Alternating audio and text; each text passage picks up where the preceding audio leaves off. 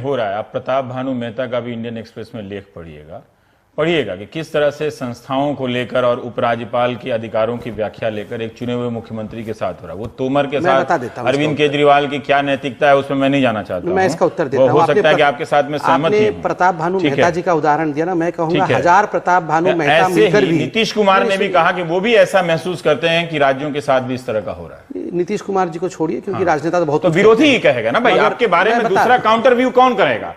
शिवराज सिंह चौहान तो कहेंगे नहीं, वसुंधरा राजे तो कहेंगे नहीं, तो विरोधी ही कहेगा ना। तो जो विरोधी कह रहा है कि इस तरह की स्थिति है, मैं उसी संदर्भ में आपसे पूछ रहा हूं ना। देखिए, प्रताप भानु मेहता जी का एक आर्टिकल महत्वपूर्ण है, रेस्पेक्टफुल है, मगर हजार प्रताप भानु मेहता भी मिलकर हिंदी हजार नहीं है, नहीं मैं संस्थाओं की भूमिका के बारे में हजार लोग भी लिख ले। और यूपीए के समय में भी खूब लिखा करते थे, आजकल तो थोड़े कम लिख रहे हैं, लेकिन लिखते हैं वो। आपका इमरजेंसी से डरने लगी कि हम तंदूर के पास जाएंगे तो ये कांग्रेस के लोग हमें वहां भून देंगे।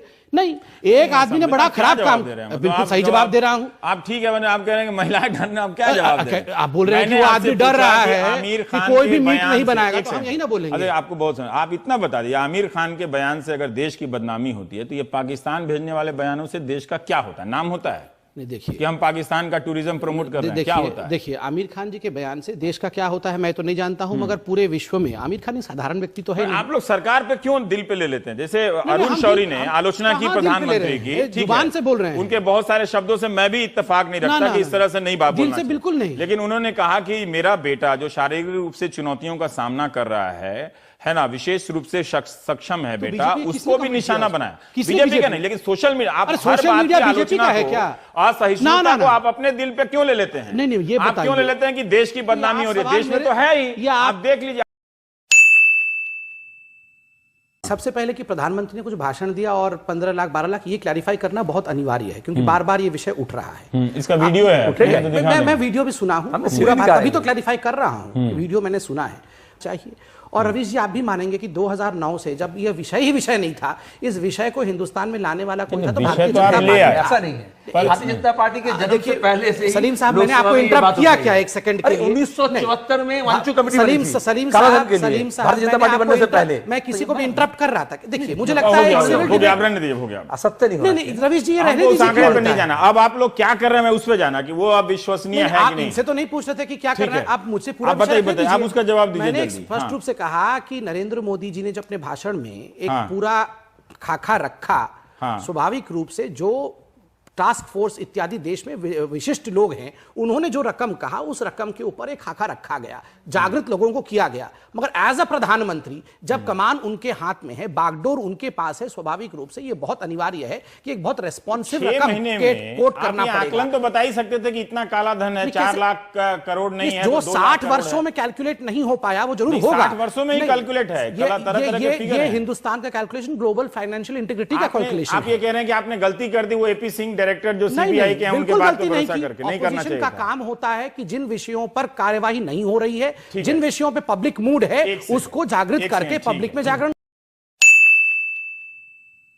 वो संदिग्ध बनता है। ये 3 स्थिति है ना, तो तीनों स्थिति के आधार पर वसुंधरा राजे को क्लीन चिट कैसे दिया? अमेंडमेंट होगा इस स्थितियों में। अमेंडमेंट ये है कि आपने कहा कि हमने इनकार नहीं किया है कि वहां हलफनामा जमा है। हमने कहा है कि ना हमें पता है, ना ना आप जानना चाहते हैं। नहीं, क्यों जानना चाहते? कैसे जानेंगे फिर? अरे सवाल का जवाब ना तो किसी प्रकार से विटनेस ने जज के सामने कोई बयान दिया है, ना नहीं सर, अगर वो कागज वहां पे जमा है तो वो भी उतना ही अपराध बनता है जितना जाके उसके इजलास में आपने ये कागज जमा है कि नहीं, ये किसको पता है? क्योंकि उसके फैसले के आधार पे लिखा हुआ है। उस फैसले में कहां लिखा? तो आप फैसले के आधार पर है। पद्मा जी तो वही कह रही है, नाम नहीं लिखा है। पद्मा जी ने तो वही जाके देख लीजिए, कहीं पर भी लिखा नहीं हुआ है कि वसुंधरा जी के स्टेटमेंट के आधार पर हम फैसला दे रहे हैं। क्रेडिबल एविडेंस, उनका नाम, क्रेडिबल विटनेस। तो स्वाभाविक रूप से ऐसे में उनका मिलना, वो मैंने कहा ना, ज्यादा उससे पहले नहीं, संबंध के आधार पर नहीं, संबंध तो क्रिकेट की दुनिया में उनसे फ्यूजिटिव घोषित होने के बाद क्या मिले? आदमी उससे तो नहीं मिले। सुषमा जी का बता दूं, सुषमा जी एक फ्यूजिटिव आदमी का उससे मिलना, सुषमा जी का उससे मिलना और प्रियंका गांधी का उससे मिलना, दोनों गलत है या दोनों सही है? फर्क है, दोनों में फर्क है। आप फर्क करेंगे उनके रिश्तेदारियों से करेंगे? नहीं, सुषमा स्वराज की क्या रिश्तेदारी हो गई? फिर आप एक्सेप्ट कर रहे हैं कि उनके नहीं, सुषमा जी जब फॉरेन मिनिस्टर के बतौर फॉरेन मैं मिनिस्टर इतना छोड़िए, और बतौर बहुत फॉरेन मिनिस्टर इंटरोगेट यूके कर गए लिया। थे तो स्वाभाविक रूप से जब 100 लोग वहां आए और बारी बारी सब मिल रहे थे तो इनको भी मना नहीं है, क्योंकि वो हमारे देश के भगोड़े हैं, वहां तो भगोड़े नहीं कुछ है। कन्विंसिंग लग नहीं रहा संबित भाई, आके मिल गए। जम नहीं रहा। गांधी परिवार का मिलना उसके पीछे कॉन्स्पिरेसी इसलिए है क्योंकि क्विड प्रो को है। 4 साल मतलब नहीं जो करना। क्विड प्रो क्यो आप अपने बारे में स्वीकार नहीं कर रहे हैं कि उनका ट्रेवल डॉक्यूमेंट बना दिया, हलफनामा दे दिया, उसको आप नहीं कर रहे हैं। नहीं, आपको पता है लेकिन जो मुलाकात है और ट्वीट है, ट्रैवल डॉक्यूमेंट कब बना और सुषमा जी कब मिली? अच्छा मौका था आपके लिए, सुषमा जी की अच्छा मुलाकात मौका था आपके लिए कि उस क्विड प्रो क्यो को आप साबित कर देते। फैक्ट्स क्या है, मैं रिक्वेस्ट करूंगा कि आपका चैनल फोन लगाए मुझे दोबारा। चाहिए आवाज तो टीवी से तो सुन ही रहे ना, इससे बोल लीजिए। हाँ, वहां पे रवीश जी जो है हमारे पार्टी के ऊपर नहीं सुन लिया मैंने, अभी आता हूं, थोड़ा फोन करवाइए। अभी आता हूं। वो संबित जी की आवाज कट गई, ठीक है।